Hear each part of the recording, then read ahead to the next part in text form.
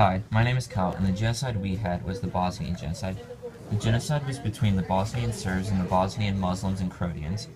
It started in April of 1992 after Bosnia-Herzegovina declared independence from Yugoslavia. The genocide resulted in an estimated death of 200,000 to 400,000 people. 80% were Bosnian and 20% were Croatian. Like the Holocaust, many Bosnian Muslims and Croatians were sent to concentration camps. The Serbian leader, Slobodan Milosevic, led his army to invade Bosnia, claiming that they were there to free fellow Serbian Orthodox Christians. Thousands of bodies were buried in mass graves, and at least 2.7 million people were reduced to refugees. Now on to the timeline. This timeline features many dates that were important during the genocide. In February 29th to March 1st of 1992, the Bosnian Muslims and Croatians voted for independence in a referendum boycotted by the Serbs. April 6, 1992, the European Union recognized Bosnia's independence, and Radovan Karadzic laid siege on the Bosnian capital, Sarajevo, the same day. They occupied 70% of Bosnia under Serbian control. In May of 1992, sanctions were imposed on Serbia by the United Nations for backing rebel Serbs in Croatia and Bosnia.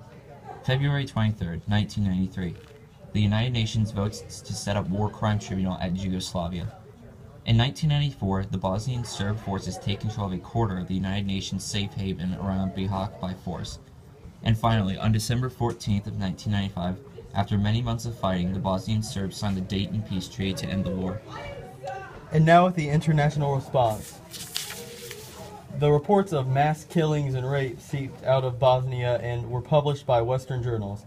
Originally, President George Bush and Bill Clinton used isolationist ideas, meaning that they didn't want to get involved.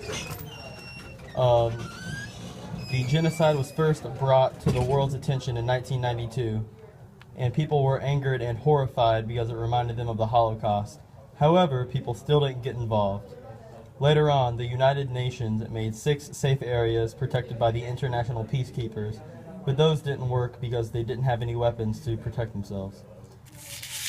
After the safe area fell, Croatian and Bosnians combined power and launched Operation Storm, which drove out Serbian forces and 200,000 civilians. They were defeated by the Serbians and had peace negotiations supervised by Clinton. Since then, they have one of the largest refugee populations in Europe.